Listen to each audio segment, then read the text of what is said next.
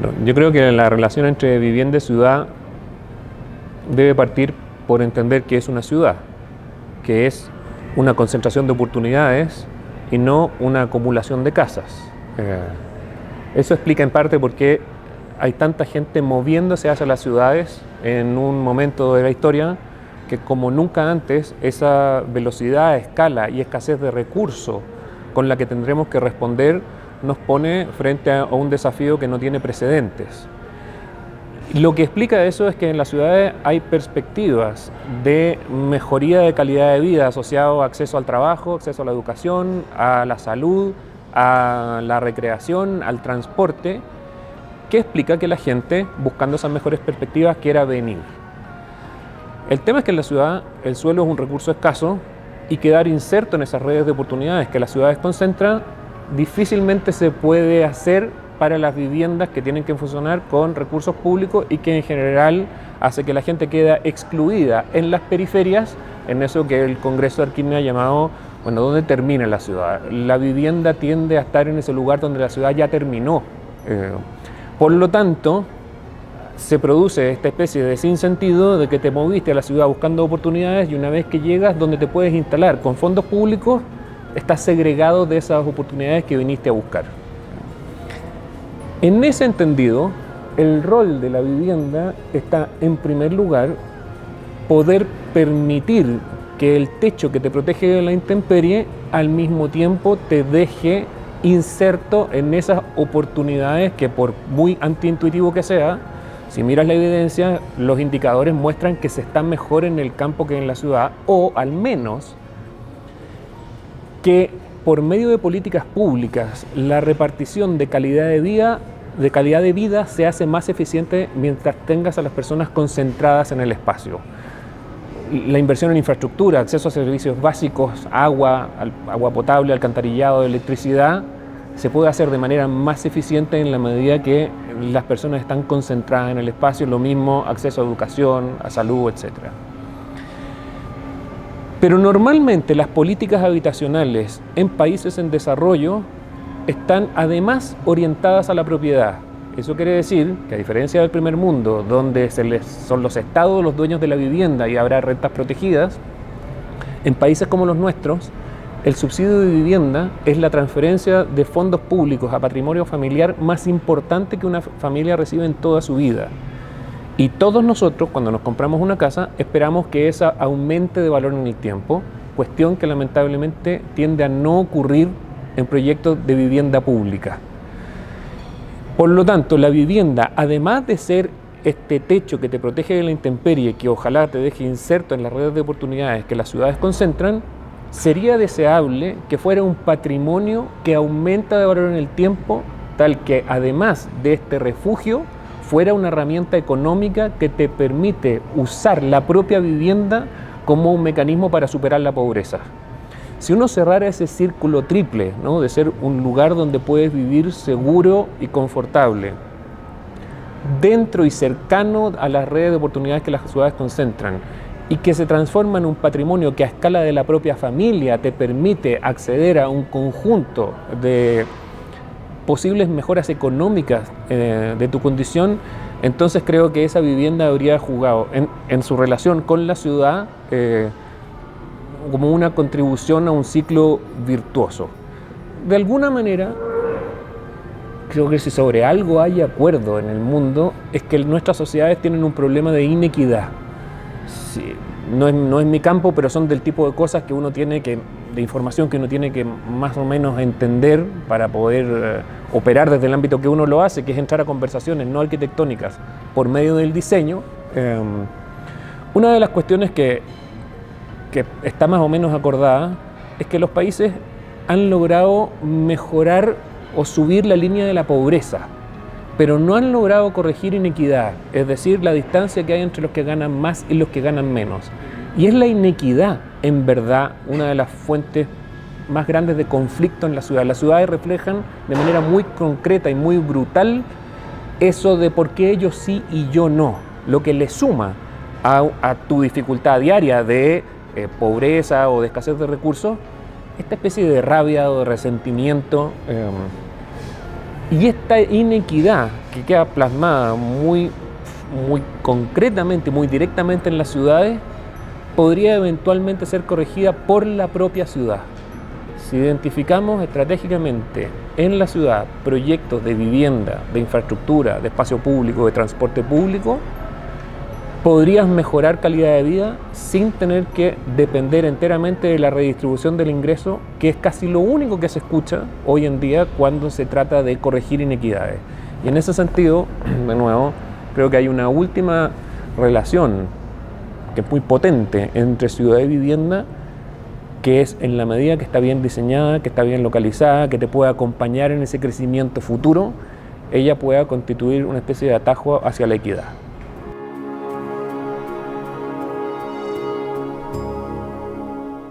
Yo partiría por ponerle un signo de interrogación gigantesco a la palabra éxito, porque, y lo voy a tratar de explicar, después de una explicación que a mí me parece razonable, que parece sensata, uno se pregunta, bueno, pero si es tan obvio, ¿por qué la mayoría no es así? ¿Por qué los proyectos de vivienda incremental, que es una herramienta para hacer frente a la escasez, sigue siendo la excepción y no la regla?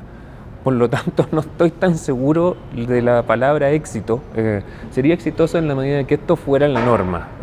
Que por lo demás, como una de las cosas que hicimos fue tragarnos todas las restricciones existentes en el mercado, en las políticas públicas, tal que luego no hubiera ninguna excusa para que no pudiera ser hecho así por la norma, por el mercado, que aún así no sea la regla. Bueno, a nosotros nos deja un sabor ahí todavía un poco amargo. Pero es cierto, ninguna de estas cosas, bueno, en primer lugar no es ciencia aeroespacial, es bastante sentido común, y son cosas que casi todas estaban ahí, y eso me parece quizás importante entender. Los problemas complejos requieren síntesis, y si hay algo que está en el núcleo del diseño o de la arquitectura, si algún poder tiene la arquitectura es el poder de síntesis. A diferencia de otras profesiones que hacen un reporte, que por ser reporte es de arriba a abajo y de izquierda a derecha, cuando tú haces un diseño es todo en simultáneo. Lo segundo que hace, que está en el núcleo de nuestro entrenamiento, solo que lo hemos ocupado para otras cosas, así como nos han educado, es que ordena la información en clave de propuesta. Es verdad que hay que tragarse un montón de información, pero no para hacer un diagnóstico. Es porque en algún momento hay que hacer ese salto al vacío de decir, bueno, y con todas estas restricciones, con todas estas condiciones de borde de esta ecuación, ¿qué es lo que sí hay que hacer? ¿No? Italo Calvino decía que un experto es alguien que en un determinado campo te sabe decir todo lo que no hay que hacer. ¿Y qué sí hay que hacer? Bueno, ese salto al vacío yo puedo haber acotado el problema y haberlo cargado con todas las fuerzas en juego que informan la forma de un proyecto, y al final hay una parte que quizás es la dimensión artística de la arquitectura que tiene que traducirlo a propuesta. Y eso es intuitivo, es discontinuo, puede operar con certezas parciales también, que eso creo que es una de las grandes ventajas. No hay que esperar a que esté todo claro y aún así tú puedes moverte hacia adelante. Y creo que eso fue del tipo de cosas que hicimos nosotros, entender todos los lenguajes en juego, la economía, la política, lo social, lo ambiental y lo estético, por nombrar como los 5 más esenciales, pero tener claro que para participar en esa conversación que no es arquitectónica, nuestra manera de contribuir era por medio del diseño. Tenemos que hablar los lenguajes de esas otras fuerzas en juego, pero al final lo que nosotros hacemos es un diseño. Si no somos capaces de que ese diseño haya sintetizado esas otras fuerzas que informan la forma de un proyecto, probablemente estaríamos haciendo algo parcial o algo de experto y no eso que una sociedad determinada espera que haya reunido las fuerzas en juego. Creo que es muy importante equilibrar un pragmatismo muy radical. Esto de la incrementalidad no es otra cosa que aceptar el hecho, cuando estudias la evidencia, que con fondos públicos no vas a poder entregar una vivienda que es aquella que una familia finalmente termina necesitando. Y vas a estudiar proyectos formales e informales y observas que los procesos de crecimiento para una familia de clase media, para todos nosotros, están en torno a los 80 metros cuadrados. Y las viviendas públicas van entre 25 y 40 metros cuadrados. Ese gap, ese salto que hay entre el estándar de vivienda social y el de clase media, no tenemos cómo hacerlo con fondos públicos. O si lo hacemos con fondos públicos, porque alguien podría decir, bueno, es indigno que no se le entregue a una familia, bueno, puedes atender a la mitad de las familias al año.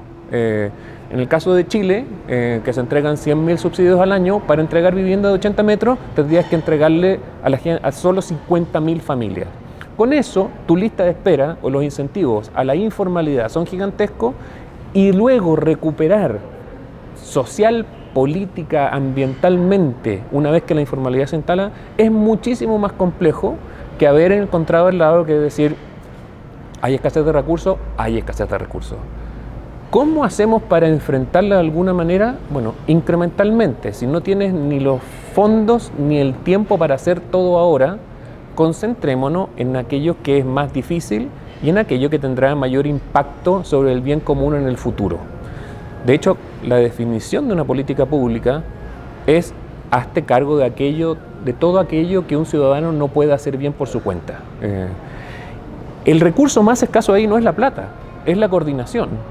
En la medida que tú identificas con precisión aquello que individualmente no puede ser bien hecho, pero al mismo tiempo aquello que muchas individualidades, aun cuando bien intencionadas, difícilmente pueden garantizar, el espacio público, por ejemplo, si has logrado desplazar o ocupar la incrementalidad como estrategia para hacerle frente a la escasez, bueno, eventualmente tienes una chance de que eso mejore en el futuro. En el caso nuestro, ha sido un proceso de afinar muy bien, y la participación en ese sentido es muy importante, sabiendo que la mitad de los metros cuadrados no los vamos a hacer nosotros.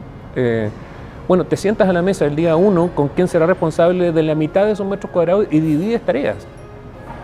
Hay ciertas sabidurías que se pueden compartir. Si hay alguien que sabe establecer prioridades, son las propias personas que han vivido toda una vida con escasez de recursos y han tenido que estrujar piedras. Bueno, ahí hay una sabiduría, no es solo una especie de buena onda, que hagámoslo todos juntos. Ellos saben algo que eventualmente uno no sabe, pero uno sabe algo que eventualmente las comunidades no saben. En ese proceso nos parece que, de nuevo, el diseño puede jugar un rol porque aterriza la discusión a operaciones muy concretas.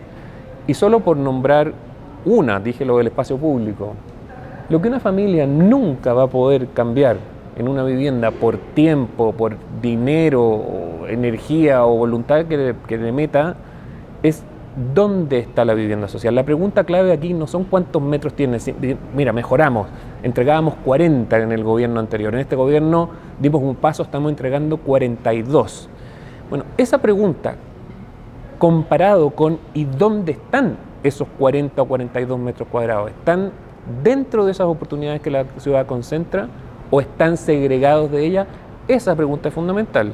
Y el diseño puede tener un rol muy concreto, porque hay maneras que para esos mismos recursos disponibles tú puedas alcanzar densidades suficientemente altas que paguen por suelos caros, sin hacinamiento y con ese potencial de alcanzar el estándar de clase media con cargo a los recursos de las propias familias. Si en el fondo aquí es tan difícil la pregunta, es tan compleja la pregunta, que solo ocupando los recursos del Estado y del mercado no vamos a lograr responder a la cantidad de gente que se está moviendo hacia las ciudades buscando estas oportunidades.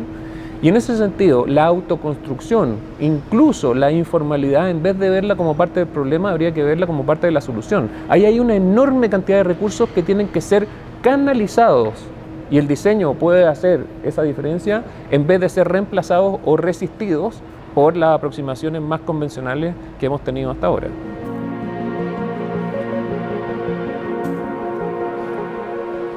Bueno, yo pretendo partir la conferencia de hoy en el Congreso con el título, que es el que pone el Congreso, ¿dónde termina la ciudad?, con una contrapregunta que es, ¿pero dónde empieza? Porque dónde empieza es ahí donde se han... ¿Cómo? Que esa nos quedó pendiente, tienes razón. Porque en la medida que uno sabe dónde empieza la ciudad, que es donde están las oportunidades concentradas, tienes claro dónde se acabó, que es donde ya hay solo acumulación de casa y no hay oportunidades, no hay un tejido urbano que tenga servicios, que tenga educación, que tenga trabajo, que tenga transporte, que tenga espacio público. Y en ese sentido, lo que uno observa en casi cualquier ciudad del planeta, pero particularmente en Latinoamérica, donde el proceso de urbanización tendió a ocurrir un poco antes que en el resto del mundo, por lo tanto es una especie de laboratorio de lo que el resto del mundo no tendría que hacer, los 400 millones que se van a mover en Asia y entre los trópicos. Creo que podrían aprender algo en la medida que nosotros seamos finos en cómo se dio ese proceso de urbanización en Latinoamérica. Lo que observas es que en A están las oportunidades concentradas y en B es donde esa vivienda que casi no puede pagar más que un suelo que cuesta poco, lejos de esas oportunidades, para ir de A a B, la gente que vive en B que quiere ir a esas oportunidades, bueno, lo hacemos muy mal, está lejos, lo hacemos lento, contaminamos, y de ahí eso explica una inversión importante que estamos tratando de hacer en medios de transporte que están todos compitiendo además por el espacio disponible para tratar de hacer que el ir de B a A sea más eficiente que lo que hacemos hoy.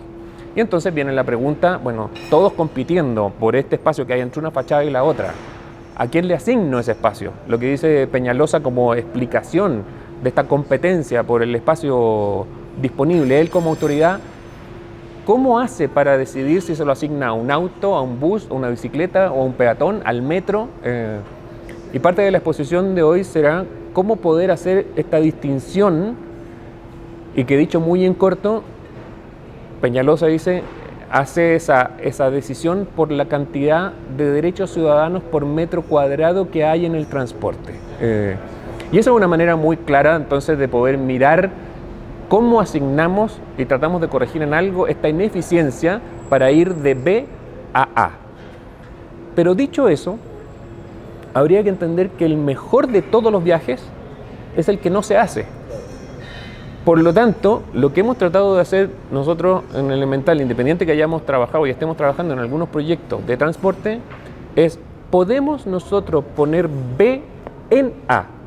Que la vivienda esté ahí donde están las oportunidades. Y esas son las estrategias de incrementalidad. Hay una tríada que hay que cumplir.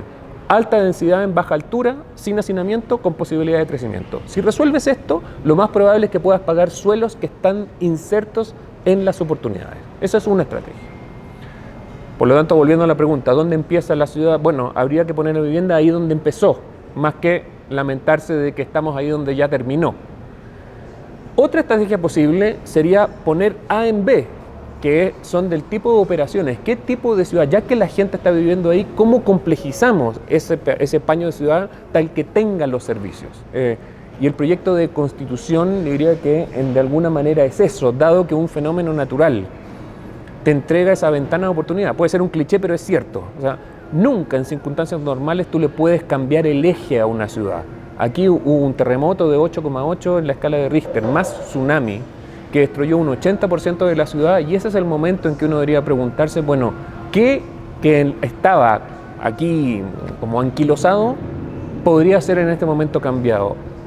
En la protección futura de la ciudad contra tsunami, que fue, se creía que era de lo que se iba a tratar el proceso de reconstrucción, terminó siendo apenas una parte de lo que la ciudadanía demandaba, que era su verdadera necesidad y anhelo, que era acceder democráticamente al borde del río, que había estado en manos de pocas familias, porque históricamente se fue ocupando. Mejorar el estándar de espacio público, que estaba en torno a los 2,2 metros cuadrados por habitante, siendo que un estándar razonable internacional estaría en torno a los 8 o los 9. Londres tiene 44 para tener un orden de magnitud. Entonces la gente decía, mira, lo que sea, mejoren nuestro estándar de espacio público, y fundamentalmente lo que ellos decían era, sí, pero en verdad el tsunami, el próximo va a venir, ¿cuánto? ¿En 30, 40 años? Pero todos los inviernos nosotros nos inundamos por el manejo de cuenca, de la olla hidrográfica, los esteros no tienen el nivel suficiente. Lo que hagan, mejoren que es el verdadero problema de la ciudad, y este cambio de eje, de haber puesto un espacio de calidad donde antes había un espacio privado, un espacio público de acceso democrático, que es de alguna manera lo que la ciudadanía dijo, esa es nuestra identidad, la geografía, no las construcciones que se cayeron.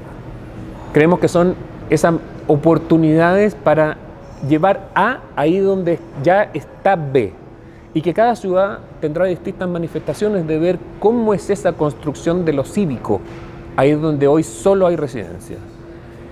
Y el tercero, que es el tercer proyecto que vamos a mostrar, un caso muy emblemático, quizás muy simbólico, que es el proyecto del Banco Interamericano de Desarrollo en Buenos Aires, donde los ricos y los pobres que se ven de un lado a otro de una línea de tren, que se necesitan mutuamente, la fuerza laboral del barrio más rico de Buenos Aires sale de este campamento informal, la oferta de trabajo, la educación, la salud está en esta parte rica de la ciudad, y esos son del tipo de cuestiones que, bueno, nosotros podemos hacer como que no existe, volver a hacer lo que históricamente hicimos en nuestras ciudades, que es tomar a esa gente y llevársela a la periferia, y hoy en día estamos pagando el costo de no haber visto que finalmente una ciudad sin oportunidades es una bomba social de tiempo que empieza a ponerle presión y fricción a todo el resto de la sociedad. Entonces podemos negarlo o hacernos cargo. Y eso creo que va a requerir estrategias